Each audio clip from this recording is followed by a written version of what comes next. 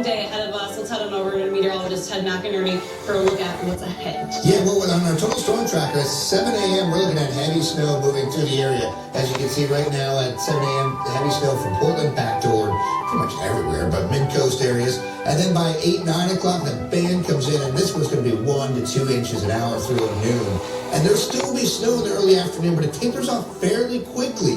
So that's the next question everybody's asking. When's this thing over? And around 3, 4 o'clock, the active snow is coming down. And as Colleen just pointed out, the winds are going to be blowing that snow around through the evening hours. That's why that winter storm warning does go till 7 o'clock tonight.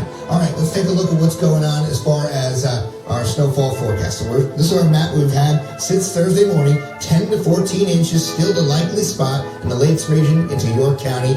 8 to 12 as you go from Route 2 down toward the Mid-Coast and Capital District, and then you can see 8 to 12 at the immediate coast into Portland. Now 6 to 10 out toward Camden, Rockland, and then to Waterville and lesser amounts for Bangor. So over the next 12 hours, total weather alert, and it's going to be a steady temperature. At times,